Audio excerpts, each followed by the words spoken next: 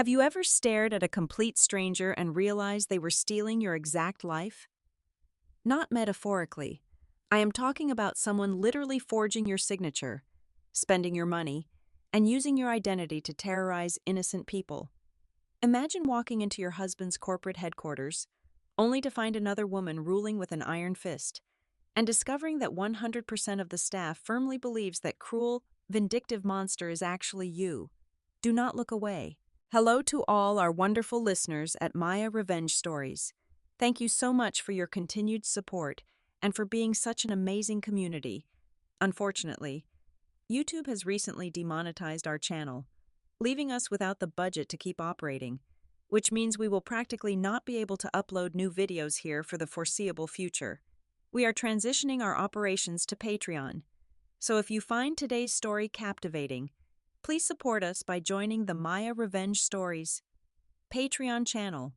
There, you will get to hear exclusive, true stories that are even better and much longer, featuring highly detailed situations that we simply cannot publish on YouTube, all brought to life by multiple emotional voice actors in a single story. You can join us right now by scanning the QR code on your screen or by clicking the Patreon link in the video description or the pinned comment.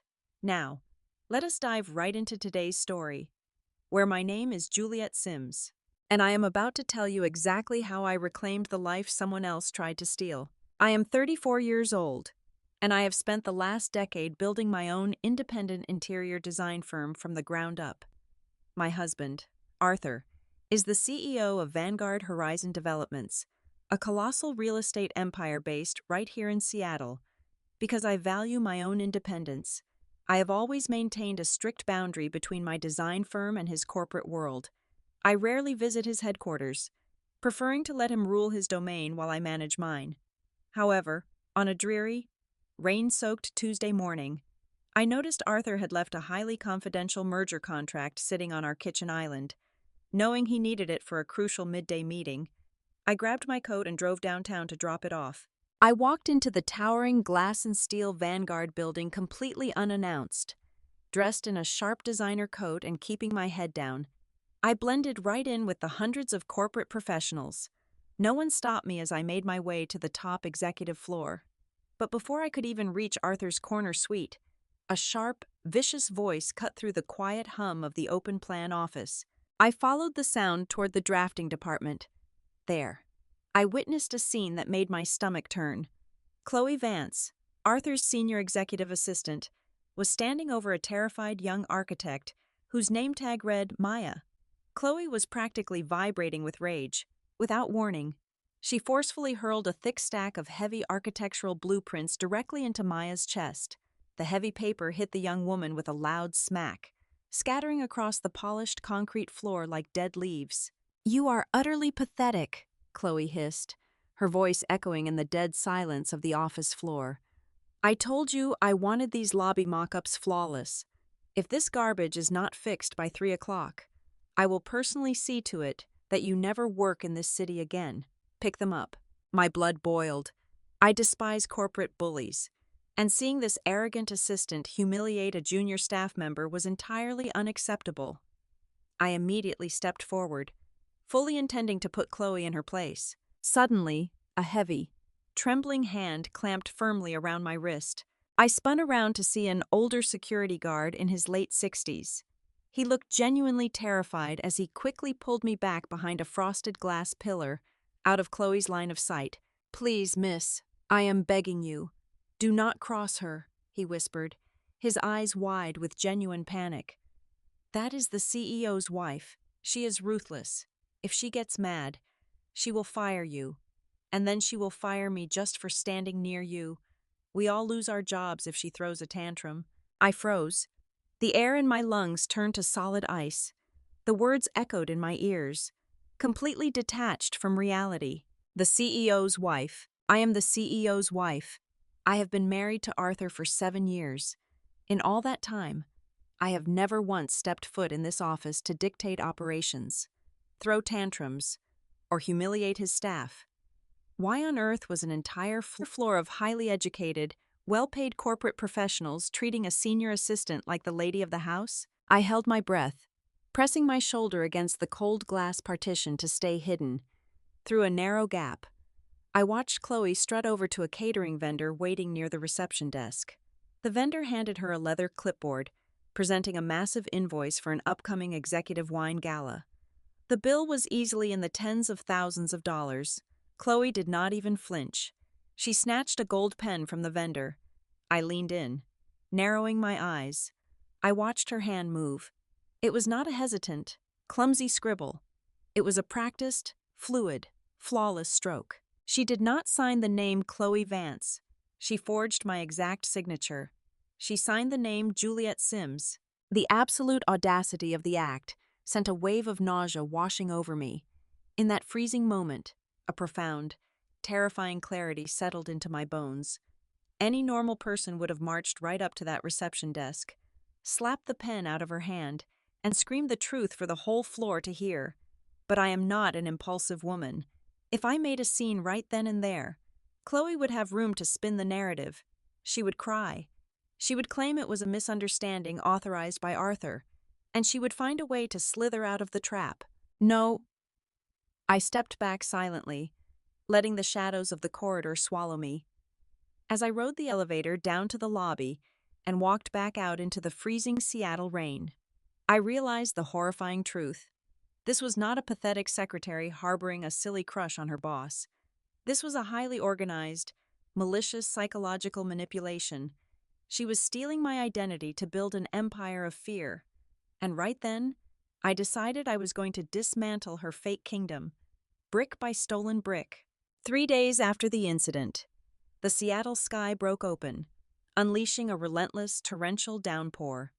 The heavy rain pounded against the fogged windows of a dim, secluded coffee shop tucked away in an industrial district miles from the Vanguard Horizon headquarters.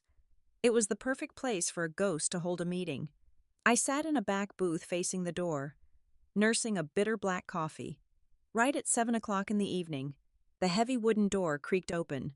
Maya stepped inside, completely drenched and looking over her shoulder like a hunted animal. I had tracked down her contact information through an old friend in human resources and sent her a cryptic message to meet me.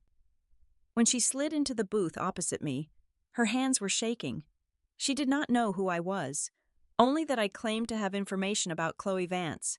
"Who are you?" Maya asked, her voice a fragile whisper. "If Chloe finds out I am talking to a stranger about company business, she will destroy my career. She has done it to 5 other people this year alone." I leaned forward, clasping my hands together on the sticky wooden table. "My name is Juliet Sims," I said softly, watching the color instantly drain from her face.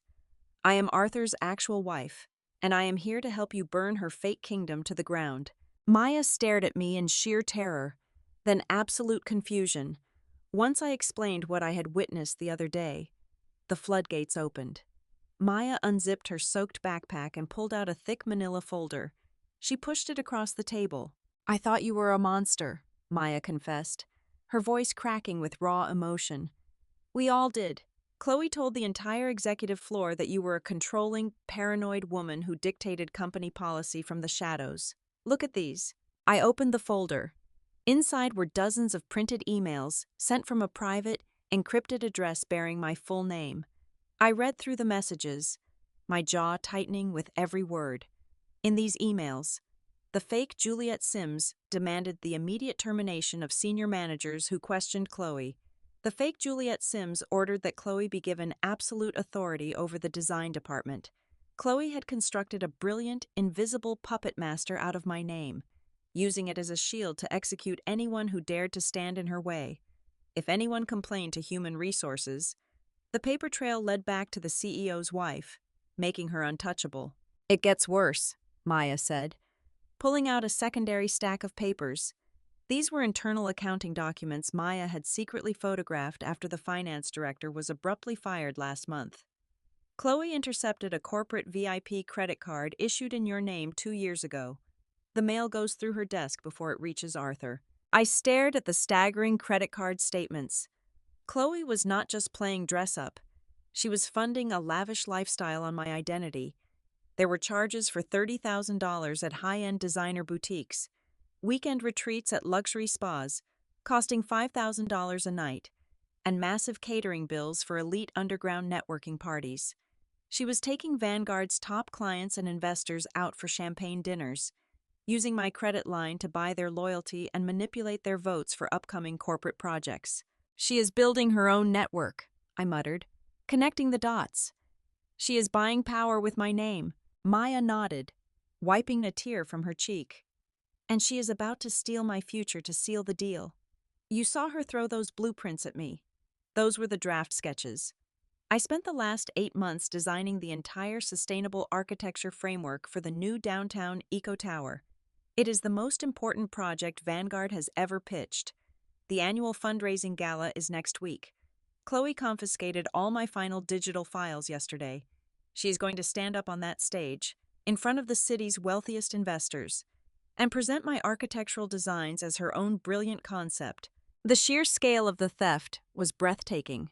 Chloe was not just an abusive assistant. She was a corporate parasite, entirely hollowing out the lives of the women around her to construct her own false brilliance. "Do you have proof that those designs are yours?" I asked, my voice deadly calm. Maya offered a sharp, bitter smile. "I am not completely stupid." Before she locked me out of the main server, I embedded a digital watermark into the core geometry of the rendering files. It is an encrypted signature. Only I know the keystroke combination to make it visible on the screen. "Give me everything," I demanded. I gathered the thick stacks of fake emails, the staggering credit card statements, and a secure flash drive containing Maya's original files. I packed them carefully into my leather briefcase. The rain continued to lash against the cafe windows, but inside my chest, the cold, calculating machinery of absolute ruin was locking into place. I looked Maya dead in the eyes. "We are not just going to report her to human resources. Maya, a woman like Chloe will just spin a web of lies, claim she was acting on Arthur's orders, and slither away to ruin someone else. We are going to let her climb up onto that stage. We are going to let her put on her stolen crown in front of the most powerful people in Seattle, and then we are going to strip it all away. Are you with me?" Maya sat up straight. The fear in her eyes vanished, replaced by a cold, burning resolve. "Tell me what to do," Maya replied. Our secret pact was sealed in the shadows of that rainy afternoon. We were going to take back everything that belonged to us, and we were going to make sure Chloe Vance never worked another day in her life. I waited for Arthur in the dining room, sitting in the absolute dark until I heard the heavy front door click open at 10:30 in the evening. I flicked on the dim chandelier. Across the long mahogany table, I had spread every single piece of evidence Maya and I had compiled. The forged credit card statements, the tyrannical emails, the stolen architectural files. It looked like the war room of a criminal investigation. Arthur walked into the dining room, loosening his silk tie, looking thoroughly exhausted from his flight from New York. He stopped dead in his tracks when he saw my face. I did not yell. I did not cry. I just pointed to the papers. "Sit down," I commanded, my voice devoid of any warmth, "and tell me exactly how long you have been sleeping with Chloe Vance." Arthur blinked, his brow furrowing in deep confusion. The exhaustion vanished from his posture, replaced by instant alarm. "Juliet, what are you talking about? Sleeping with Chloe? Are you out of your mind?" "Do not insult my intelligence, Arthur," I snapped, sliding a bank statement across the polished wood. "She has a corporate VIP card in my name. She has been spending tens of thousands of dollars on luxury goods, spa retreats, and private dinners. She has a shadow email account using my identity to fire your staff and terrorize your entire office. She tells everyone she is the future Mrs. Sims. So I will ask you one last time before I pack my bags and call a divorce lawyer. Are you having an affair with your assistant? And are you funding it with my stolen identity?" Arthur dropped his leather briefcase. It hit the hardwood floor with a heavy thud. He practically lunged at the table, snatching up the credit card bills and the printed emails. I watched his eyes dart rapidly across the pages. I was looking for guilt, looking for that slight hesitation of a liar caught in a trap, but I did not find it. Instead, I saw the blood drain completely from his face. I saw his hands begin to tremble.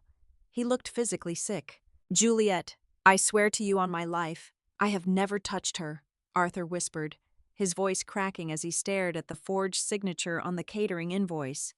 I had no idea this was happening. None of it. How could she possibly do this? He collapsed into a chair, running his hands through his hair. The reality of the situation crashed down on him. For the past 11 months, Arthur had been traveling nonstop to secure the massive corporate merger. He was flying 4 days a week, relying entirely on Chloe to manage the Seattle headquarters.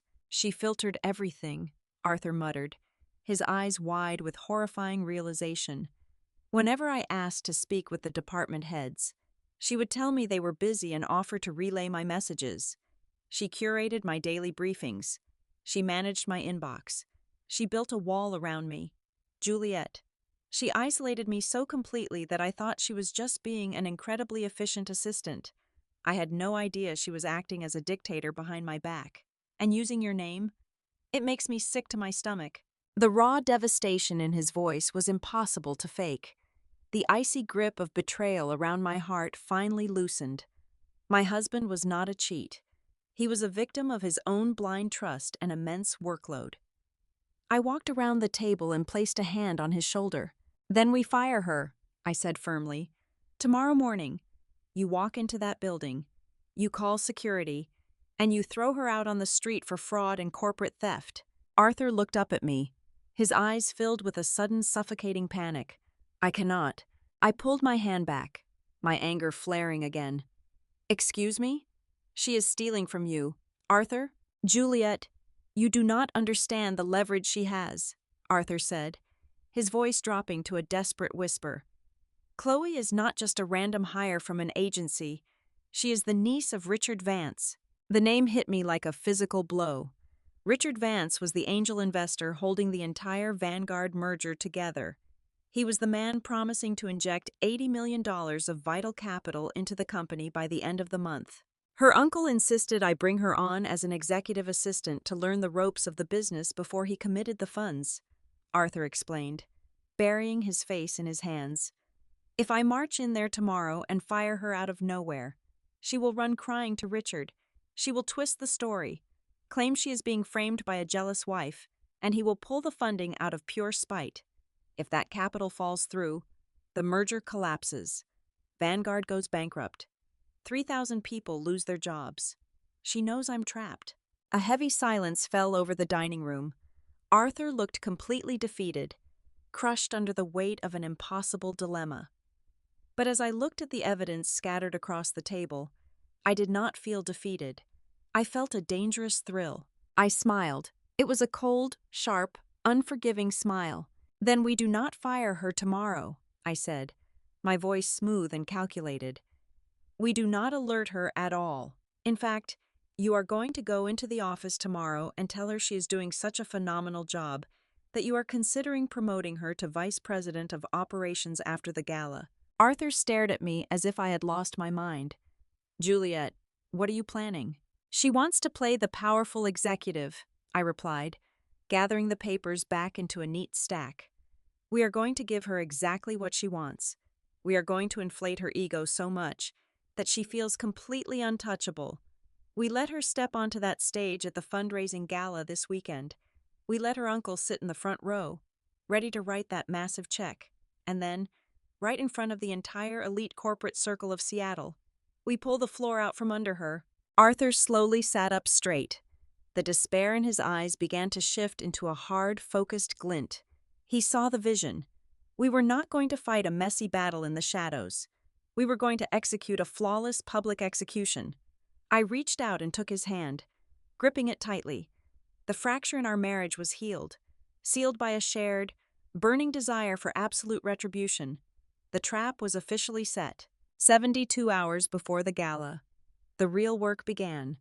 The Vanguard corporate building was a towering monolith of black glass against the rainy Seattle skyline, practically abandoned at 2 o'clock in the morning. Using Arthur's master executive keycard, I bypassed the ground floor security desk, holding my breath as the sleeping guard shifted in his chair.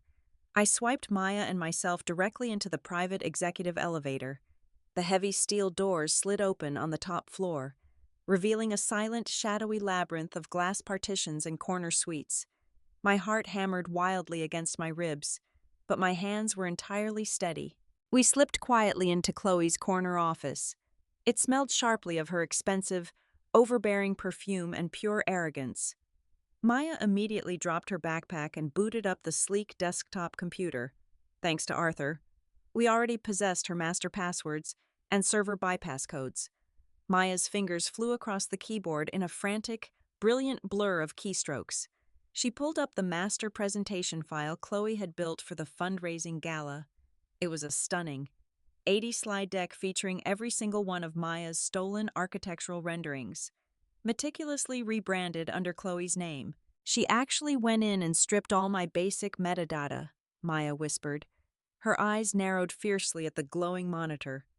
She is incredibly thorough, but she is definitely not an architect, and she knows absolutely nothing about deep layer coding. Maya quickly injected a complex script directly into the presentation software. She was not just adding a simple logo, she was embedding a highly encrypted digital watermark directly into the core geometric layers of the rendering files. Once activated by a remote command, a massive, indelible stamp bearing the words, "Original design by Chief Architect Maya," would burn itself across every single slide in stark, high contrast. The absolute beauty of the code was its total invisibility. Chloe could rehearse and review the slides 100 times before the gala, and she would see absolutely nothing but her own stolen glory. Maya saved the compromised file over the original, wiped the computer's digital access logs clean, and we vanished into the rainy night like we were never even there. Step 2 required financial precision. On Friday morning, I sat in my home office and dialed the private concierge number for the corporate Platinum credit card. I authenticated my identity using my social security number, my personal security pins, and my biometric voice print. "Good morning, Mrs. Sims," the private banker said cheerfully. "How can I assist you today?" "I strongly suspect my corporate VIP card has been compromised by an internal employee," I replied, my voice smooth, calm, and brutally professional. "However, I am currently working with a private investigator to catch the thief in the exact act of fraud. I need you to place a sleeper hold on the account. Do not freeze it immediately. I want the card to remain 100% active until exactly 8:30 tomorrow evening. At that precise minute, I want a hard freeze on the entire account, and I need you to trigger a level 1 fraud alert to any merchant attempting to swipe it." The banker agreed immediately, locking the rigorous security protocol into the banking system. The financial guillotine was now suspended high in the air, waiting for the exact moment the gala reached its peak. The final piece of the puzzle was psychological warfare. Through the private investigator I had hired earlier in the week, I received a fascinating piece of intelligence. Chloe had recently visited an elite, private dress boutique downtown. She had commissioned a custom, floor-length emerald green silk gown, loudly bragging to the boutique staff that it was a lavish advance gift from the CEO for his future wife. She wanted to look like absolute royalty when she stood next to Arthur and her angel investor uncle. She had made one fatal miscalculation. My interior design firm caters to the wealthiest elites in the Pacific Northwest, and my vendor connections overlap heavily with the high fashion world. I made 3 urgent phone calls. Within 2 hours, I secured the exact original Parisian haute couture gown that Chloe's local dressmaker was actively trying to copy. Mine was the authentic, breathtaking masterpiece, crafted from imported French silk and hand-sewn crystals. Hers was just an expensive, rushed imitation. I was going to turn her grand entrance into an absolute joke. While I orchestrated the intricate trap from the outside, Arthur played his role perfectly from the inside. For the next 24 hours, he acted like the quintessential busy, clueless executive. He rushed frantically between board meetings, barely looking at the documents Chloe confidently handed him. He casually mentioned how heavily he was relying on her brilliant leadership for the upcoming merger, even hinting that a vice president title was waiting on his desk for her on Monday morning. Arthur's performance worked flawlessly. Chloe's ego inflated to dangerous, blinding proportions. She grew sloppy, ordering the junior staff around with even more cruelty. Completely intoxicated by the illusion of her own supreme power, she truly thought she had outsmarted a brilliant CEO, silenced a talented architect, and successfully erased a wife she had never even bothered to meet. Every single chess piece was now locked tightly into its designated square. The trap was armed. The digital timers were set, and the stage was perfectly lit. All Chloe had to do now was put on her imitation dress, walk into that glittering ballroom, and smile for the flashing cameras. The grand ballroom of the Seattle Center was transformed into a breathtaking vision of modern luxury. Cascading crystal chandeliers cast a warm, golden glow over 300 of the wealthiest investors, politicians, and real estate moguls in the Pacific Northwest. Waiters in crisp white tuxedos glided across the polished marble floors, carrying silver trays loaded with vintage champagne and imported caviar. The air was thick with the scent of expensive cologne and the low, confident murmur of millions of dollars changing hands. At the absolute center of this glittering universe stood Chloe Vance. She had arrived a full hour early, immediately taking command of the room as if her name were already etched onto the building. She was wearing her custom emerald green silk gown, radiating an intoxicating level of arrogance. I watched from the shadows of the upper mezzanine as she barked vicious orders at the catering staff, berating a young waiter for bringing the wrong vintage of wine to her uncle's VIP table. She then smoothly pivoted, flashing a blinding, predatory smile as she linked arms with powerful investors, charming them with practiced ease. The Vanguard corporate staff, scattered throughout the room, kept their heads down, terrified of drawing the wrath of the woman they all firmly believed was the untouchable lady of the empire. I waited patiently. I let her soak in the absolute peak of her false glory. Then, right at 8 o'clock in the evening, I made my descent down the grand sweeping staircase. I was wearing the authentic, breathtaking Parisian haute couture masterpiece, the imported French silk draped flawlessly around my frame, capturing the chandelier light in a dazzling display of hand-sewn crystals beside me. My gown made Chloe's rushed imitation look like a cheap costume from a high school play. I moved with the slow, deliberate grace of an apex predator stepping into the light. The effect was immediate and catastrophic. The Vanguard staff members gathered near the staircase were the first to notice. They looked at me, taking in my undeniable presence, and then looked across the room at Chloe. Utter confusion rippled through the crowd. I heard the frantic whispers spreading like wildfire. Who is that woman? Why is she wearing the same dress, but infinitely better? Is that the real wife? I did not break my stride until I reached the front row of the audience, taking my designated seat reserved for the CEO's family. Arthur caught my eye from the side of the stage and gave me a barely perceptible nod. The trap was springing shut. The orchestral music faded, and a booming voice echoed through the sound system, announcing the main event. Chloe practically floated up the velvet stairs onto the main stage. She gripped the microphone, her eyes gleaming with manic triumph as she looked out over the sea of powerful faces. Behind her, a massive LED screen illuminated the room, displaying the stunning futuristic renderings of the downtown Echo Tower. "Ladies and gentlemen," Chloe purred, her voice dripping with artificial sweetness, "I have dedicated the last 8 months of my life to this vision. I poured my absolute heart, my soul, and my personal architectural genius into designing a future that Vanguard Horizon can be proud of." Before the crowd could even begin to applaud, Arthur calmly walked up the side stairs and stepped onto the stage. He did not look angry. He looked entirely hollowed out, cold, and calculated. He walked directly up to Chloe and gently took the microphone right out of her hand.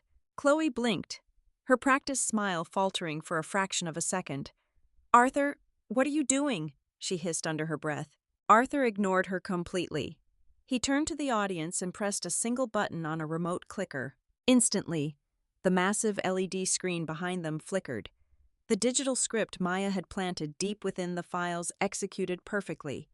Across every single slide, a massive, stark white watermark burned itself over the intricate designs. The text was enormous, undeniable, and devastating. "Copyright belongs to Chief Architect, Maya." A collective gasp echoed through the ballroom. 300 powerful guests shifted in their seats, murmuring in shock. Chloe spun around, her eyes widening in sheer, unadulterated horror as she stared at the screen. The blood drained completely from her face. She frantically pressed the backup clicker in her hand, trying to change the slides, but the watermark remained permanently seared onto every single image. My assistant, Miss Chloe Vance, did not design this project, Arthur announced, his voice echoing with absolute authority. The brilliant mind behind this architecture belongs to Maya, a junior staff member who was systematically bullied, silenced, and robbed by the very woman standing next to me. Chloe began to physically shake. She looked desperately out into the crowd. This is a mistake. Arthur, please, you know me. Tell them this is a misunderstanding. I am your partner. Arthur's expression turned to stone.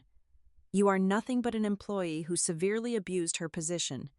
And speaking of partners, I think it is time to clear up one more massive delusion you have been spreading through my company. Arthur gestured directly toward the front row. The spotlight immediately swung away from the stage and slammed down on me. I stood up slowly, raising my chin, letting the entire room take in the stark contrast between the regal authenticity of my presence and the crumbling, pathetic imitation shivering on the stage. Ladies and gentlemen, Arthur continued, his voice ringing with absolute finality, allow me to introduce my one and only wife of 7 years, the real Juliet Sims.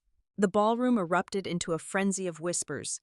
The Vanguard staff members gasped aloud, a wave of profound realization and horror washing over them as they finally understood the monstrous deception they had been subjected to. Arthur pressed the clicker again. The architectural designs vanished from the screen, instantly replaced by high-resolution photographs of the forged emails. The terrifying, abusive directives Chloe had sent using my name were now magnified 20 feet high for every single investor and executive to read. Chloe staggered backward, covering her mouth. Her kingdom was actively disintegrating. In a total panic, she looked toward the VIP tables, locking eyes with her uncle, Richard Vance. The powerful angel investor was staring at the screen, his face turning an alarming shade of crimson. "Uncle Richard, please!" Chloe screamed, abandoning the microphone and running to the edge of the stage. "They are framing me. This is a setup. You have to pull the funding. Punish them." Right at that exact second, the clock struck 8:30. From the back of the ballroom, a loud, piercing electronic alarm began to blare.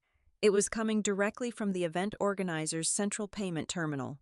The caterers had just attempted to swipe the final deposit for the evening using the corporate VIP card Chloe had provided.